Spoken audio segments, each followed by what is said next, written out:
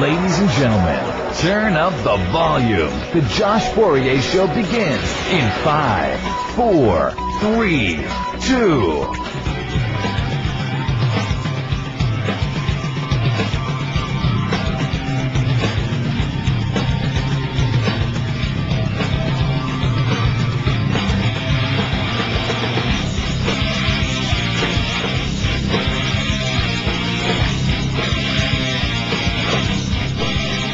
Thank you very much and welcome to the show. This is a very special edition of the Josh Fourrier Show right here on AirAzona Radio. Today we're going to be speaking with Dylan Avery. He is one of the co-creators of Loose Change. This movie is basically uncovering the truth about what really happened on September 11th, all verified by media reports, news articles, web articles. All of their information is verified. I actually watched this movie. I saw the first edition and also the second edition, and I have to say it's remarkable what these guys have put together. You can go to loosechange911.com to watch the movie for free. This has been a very controversial movie that's been out in circulation. Millions of people have seen it. On September 11th, there was actually a rally of about 2,000 people protesting for the truth as to what happened on September 11th. We are going to have him on the phones in just a couple minutes. Again, this is Dylan Avery, co-creator and producer of Loose Change, documentary on the truth of September 11th. That site is loosechange911.com, where you can watch the movie for free, or if you'd like to order the DVD, it's $20, pretty reasonable. Still a couple more minutes? Okay, let's take a break. I don't want to ramble for the next 2 minutes. I'd rather play music for you. Okay, let's take a break. We'll be right back after this. Stay with us. 1, 2, 3. You're listening to the sexiest talk show on the radio.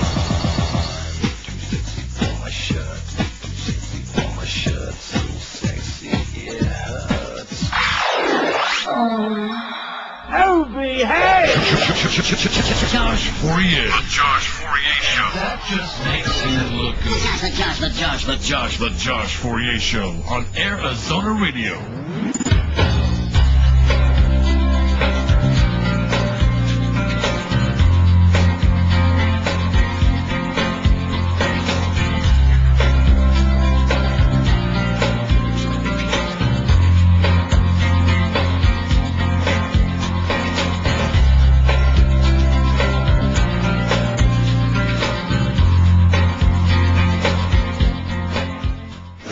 You're listening to the Josh Fourrier Show.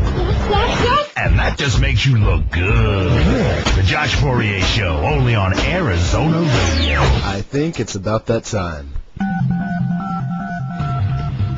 On the phones with us today, there's actually been, I guess, a little bit of miscommunication from my producer. We actually have Dylan Avery on the phone, and he is also one of the guys that put together the Loose Change 9/11 movie. Again, you can view that movie or order the DVD at loosechange911.com. Dylan, thank you very much, and welcome to the show. How are you? I'm pretty good, man. Thanks for having me on the show. Well, thank you for being here. It's an honor to be able to speak with you today.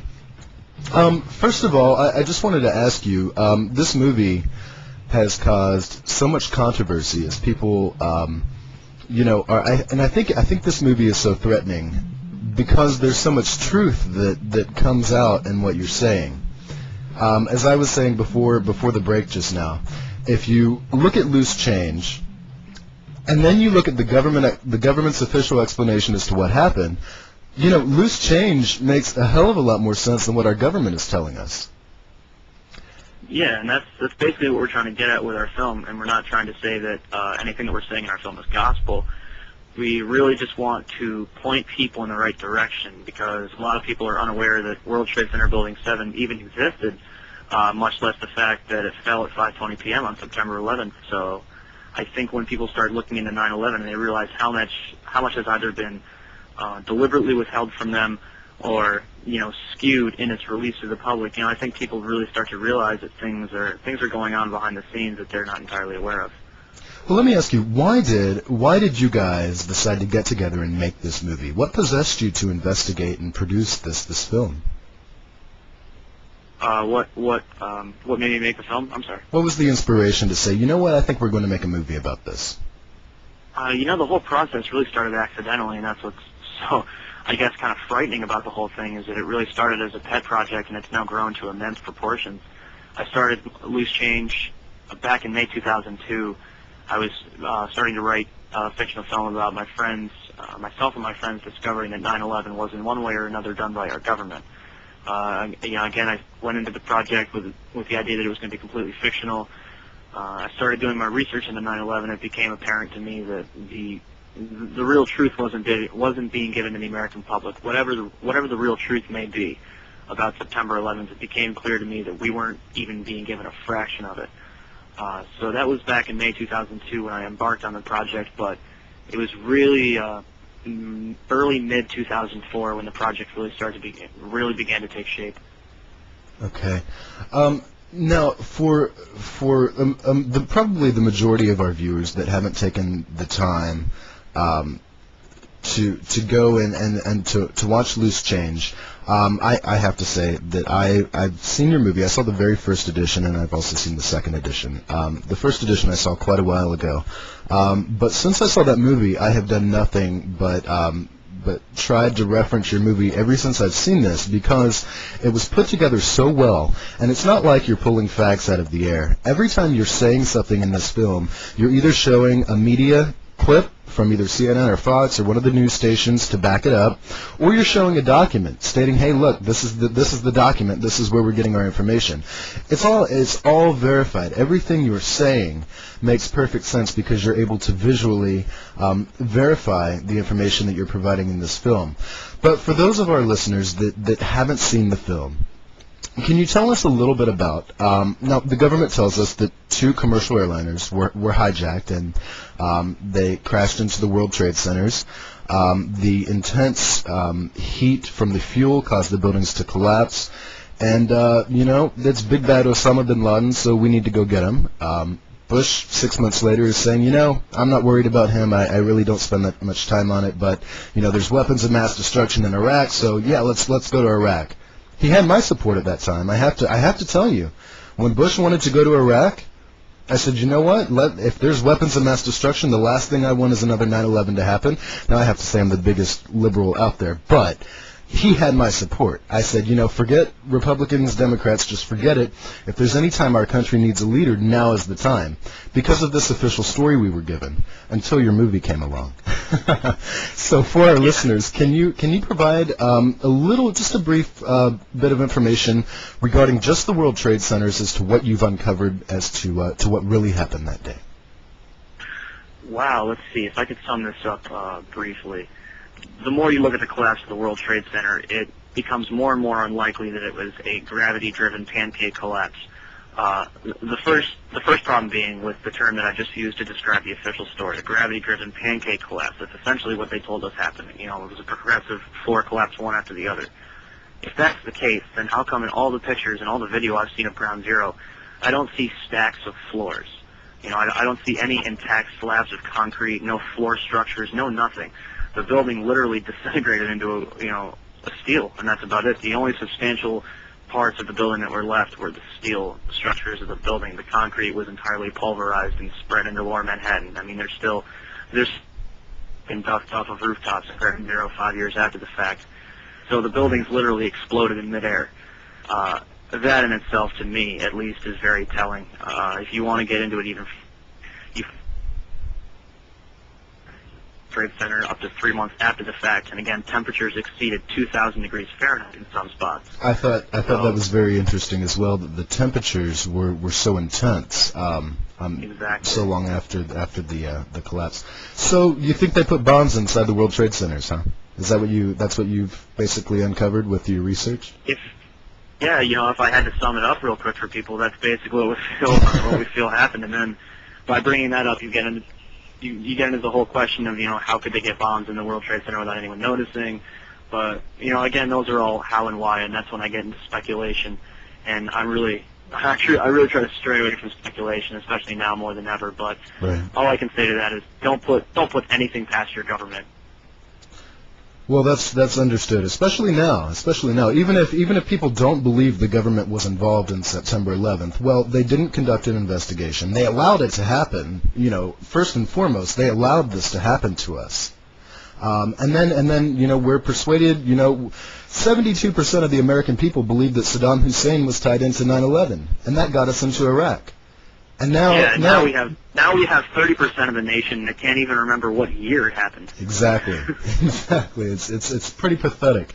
I wish we had more time to go into detail as far as, you know, the World Trade Center and the Pentagon Building 7. But that's all in the movie. It's loosechange911.com. You go to the site. You can either order the DVD. It's $20, right? Yeah. If you want, your listeners can go and watch it for free right now at loosechange.com. Or, you know, like you said, they can go to our website and get a copy for themselves. But, you know, we really don't care. Whatever gets the information out. Yes.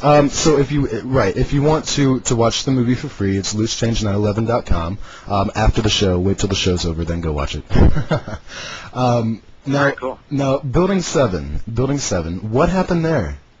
I just saw it collapse around 5 p.m. that day. What happened? You know, that's what we're trying to figure out. You know, 3 times on the day of September 11th, you had 3 modern high-rise steel frame buildings collapse completely into their own footprint because of fire. It had never happened before, and it hasn't happened since. The Twin Towers, you know, they were hit by planes, so obviously that could be brushed off. But the fact that this building, Building 7, fell down into its own footprint in under 7 seconds, which if you do the math is pretty much a free fall.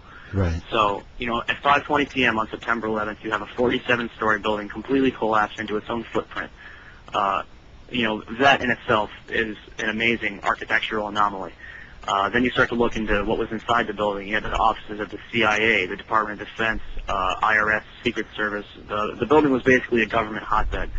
And, you know, the more and more I've talked to people who were down there on that day and who lived down at Ground Zero, they told me that, you know, that was one building that people didn't hang out in. Like, you know, firefighters are always looking for a place to hang out and drink coffee and stuff. And, you know, Building 7, you never went inside. So I guess that building was pretty intimidating for anybody who knew it. So again, you know, at 5:20 p.m. on September 11th, this building just completely collapses. And over the past couple of years, the government has changed their story. First they said it was the debris from the building, and then they said it was the fuel tanks inside the building. And now they're blaming it on this 20-story gouge in the southeastern face of the building. And even if there was a 20-story gouge in the southeastern face, that still does not account for the building collapsing the way it did. And, you know, you can go and find a video of the collapse on the internet real quickly. Just Google Building 7. You'll be up for hours, I'm sure. Right. Now, I saw an interview on PBS with Larry Silverstein. I guess he's like the leaseholder or landlord for the World Trade Center complex. I don't know. It would appear to me that when I guess he got a call from the New York Fire Department, and he said, due to the tremendous amount of loss of life, to pull the building. So what does that mean? Or am I, to me, I mean, just a regular guy, to me, it sounds like he's saying to demolish the building. Is that in fact what he was saying, or am I totally confused on that clip that I had pulled up? See, that's why we didn't include it in Loose Change Second Edition, because it's evidence that's been totally shredded by both sides, and each side believes that it means this thing, and the other side believes it means something else. You know, pull it, when someone called controlled demolition and asked them what pull it meant, they said it was a demolition term. That, and, you know, Larry Silverstein has come out and said that when he said pull it, he was talking about the contingent of firefighters inside the building. But, you know, to me, you wouldn't refer to a contingent of firefighters as it, and he would have clarified it a little bit more. Right, get them out of there or something. The building was also evacuated. What's that? Get them out of there or something. You wouldn't say, oh, pull it. You would say, get them the hell out of there, you know? So many people have already died. Pull them, you know, right. Anything. Right. Well, that's a little odd as well. I think we know what he meant, but I guess it's just impossible to prove that. Lastly, I know there was United 93 that crashed, but I think that one is just so obvious. If you look at any of the footage, if you look at the reporter commentary as they're reporting on this incident, compare it to any other crash, it's obvious what happened. But you covered that pretty extensively, I have to say, for the lack of evidence that was there. And any video coverage that we saw, you covered United 93 fairly extensively in your film. But I want to go on to the Pentagon just because we don't have very much time. The Pentagon is something that has caused so much controversy, and there's so many people out there saying that there's no way a 757 could have hit the Pentagon. Can you tell me why, briefly? Sure. Basically, if you now a lot of the pictures that people have seen of the Pentagon are the ones that were taken approximately after 10:15 in the morning, which is when the outer ring of the building collapsed, and you had that huge outer face of the building. What people need to do is they need to find the pictures that were taken before that collapse, where you have in the second story you've got a hole that's no more than 20 feet in diameter, and you do have damage along the first floor of the building that is approximately 90 feet across. But the main impact point in the Pentagon, the main hole, the main damage to the building is 20 feet in diameter. Well, where did the plane hit the building? Did it hit on the first floor, or did it hit on the second floor? I still think to this day they haven't really narrowed it down. I guess they see between the first and second. But let's assume that the fuselage of the plane is what caused the 20-foot hole on the second floor, the first and second floor. There's absolutely no damage around this hole where the plane would have either, folded into itself and slammed into the building, or the wings would have sheared off. I mean, you don't have any indication that a jumbo jet slammed into this building at full speed. Now, again, you got to find the pictures before the collapse. Before that huge chunk of the wall is missing, and they're really easy to find. In fact, you can still get the pictures off the DoD's website. So basically, I'm telling people to go out, look for the pictures of the Pentagon before the collapse, look at the damage to the outside wall of the Pentagon, and ask yourself, could a jumbo jet have caused this damage? Well, but even then, moving away from the physical damage to the Pentagon, nothing should have hit the building at all. I mean, that in itself is key. Right. Well, I'm looking at one of the photographs right now before the roof collapsed. From left to right, how long or how wide are those windows at the Pentagon? On the outside face where the windows are, or where the impact hole is? Well, I'm seeing the windows to either side. I'm just trying to get this all into proportionate perspective here, as far as seeing how big this hole is that I'm looking at. It doesn't look like it's that big. It looks like it probably knocked out a couple windows, but that was it. Are these like humongous, huge windows, or these windows would have to be humongous for it to be? I'm sorry. Go ahead. The windows are 5 or 6 feet across, I believe. I don't have it memorized, but I believe that they're no more than 5 or 6 feet across. Yeah, because the damage that I'm looking at, there's no way. It looked like it just knocked out a couple windows. That's incredible. So you covered this aspect before the roof collapsed. You covered this in your film as well, right? Yeah. Okay. We cover a lot of things in our film. So why aren't people talking about this? Why is the media so defensive of our government? Someone that they would love to criticize and shred. Why are they defending our government's official story over what you guys are saying? Well, for a lot of people, for them to believe that 9/11 was done by our government, a lot of paradigms would come crashing to the ground. A lot of people would react violently, I think, if they realized what we were saying was actually true. The people who get really pissed off at us and send us death threats, you can only imagine how they'll react when it is de facto that our government actually pulled it off. So I think for a lot of people, it's basically just a defense mechanism that the last thing they want to believe is our government could have done this. And believe me, we don't want to believe it either. Yeah.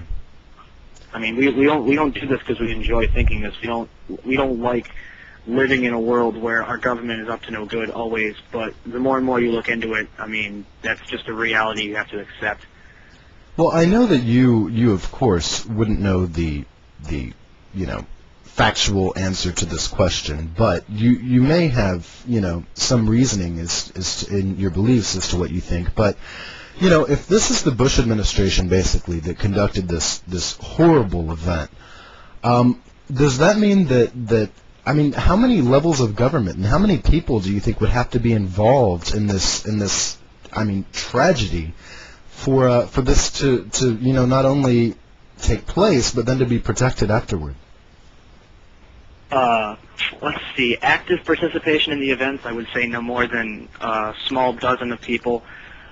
Anybody who's worked for the military, anybody who's worked in the armed services or just for the government at all knows how compartmentalized everything is. People have their orders and they follow their orders. Sometimes they never even know what they're doing until after the fact. Sometimes they'll never find out at all. The key aspect to understanding how September 11th could have been orchestrated really lies in the war games that were being conducted that morning. We now have, I believe, Richard Myers and Donald Rumsfeld confirming that at least 4 war games were going on in the morning of September 11th. And the more and more you look into it, there were not only just war games going on, but there were also drills going on. For example, at the National Reconnaissance Office in Chantilly, Virginia, at, I believe, 8:45, which is a minute before the first plane hits the North Tower. At 8:45, they were scheduled to have a drill of a plane crashing into their headquarters. I mean, wow. the mathematics behind that probability, I don't think are even measurable. The more you look into things, I mean, our government was up to no good that morning, plain and simple. You know, I've seen your movie. I've seen your movie a few times, actually. And it angers me every time I watch it just because it makes so much damn sense, and I don't want it to. And just talking with you, I'm getting angry.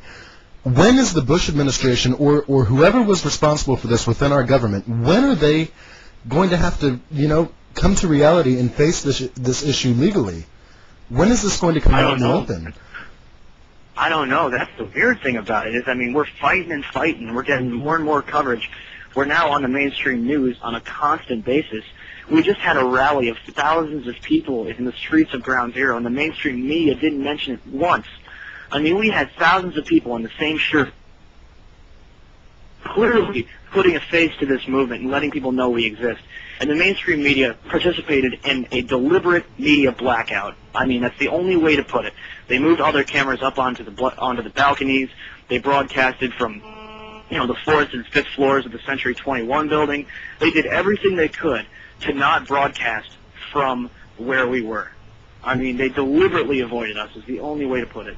That's disgusting. That is absolutely disgusting. And the thing is, when we were sitting in a deli a couple blocks from Ground Zero getting some lunch, and they were watching a local news station, and the local news station was covering us a lot. They had a story on us that they just kept running, and I was like, all right, awesome, the media's covering us. And then I got back home, I checked CNN, I checked MSNBC, I checked Fox. None of them mentioned it. None of them did. And the only person that did mention it was Glenn Beck, only before insulting us and saying we were all crazy conspiracy theorists and saying that there were dozens of us. Dozens. There were 2,000 people at least. That's unbelievable. I don't even know how to respond to that, because anytime I do a show, I make sure that I get every aspect of what's going on, and I try to be fair at all times. And this was just a deliberate attack against you guys. And maybe it's because they're threatened. Maybe they know that if they brought it out in the manner that it should be exposed to this country, that people would actually believe it. Maybe the threat. Do you think they're just threatened by you guys? That's what I think. I don't know. They're either threatened by us or what we represent, or I don't know, man. I can't explain it, because if I was a journalist in the mainstream media, I'd break this. I wouldn't care. I'd be like, you know what? Screw it. The benefits far outweigh the cost in this matter. But again, a lot of people, their heart's in their wallet. So. Well, and I hate seeing you guys. I hate seeing you guys being labeled as conspiracy theorists, because immediately you're discredited. You lose your credit, and people look at you like you're crazy. But if you just look at if people would look at the information that you're trying to provide to them, and look at the government, well, if you're going to call anybody a conspiracy theorist, well, point your finger at the government, but not you guys. You guys actually make sense. The government's official story is a conspiracy theory. 19 people conspired to fly planes into buildings, and it's a theory because they have no proof. Which most of them were from Saudi Arabia, but we don't want to go into that at all. That pisses me off even more. Yeah. But, okay, so what breakthroughs and what major events have been discovered at Ground Zero since September 11th? Anything to report on that you know of? At Ground Zero? Well, at Ground Zero, or with the investigation process that would start to bring the truth out, do you think? Well, information is slowly being leaked out to us bit by bit, but not nearly any of the things that we asked for. Actually, yesterday, I believe, they just released one of the tapes from the Pentagon. They released the tape from the gas station. Yes, I saw that. It's so blurred out. You can't see anything. There's no indication what camera's pointing where.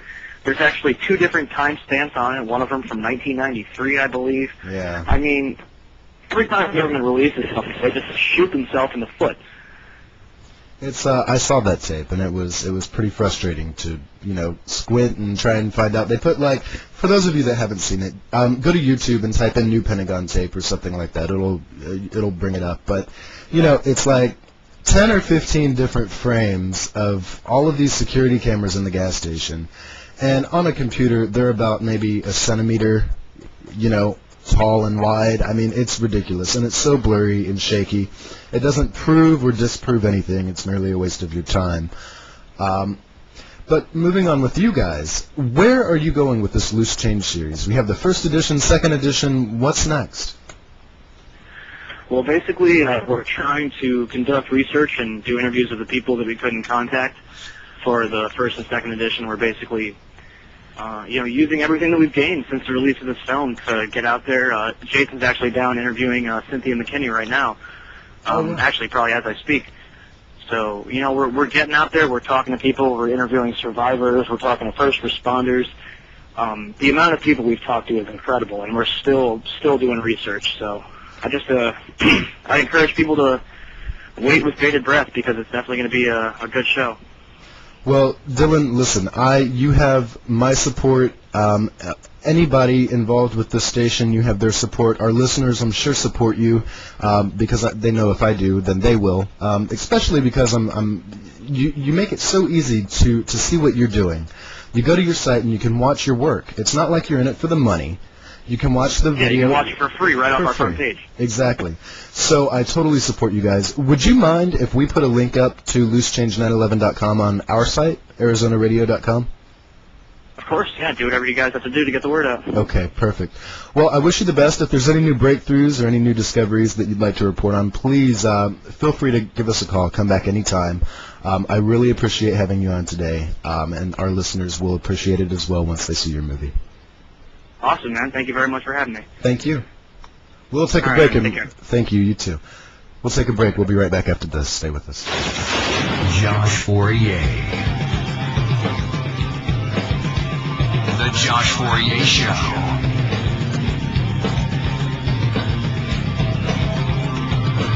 Josh Fourrier. Josh Fourrier.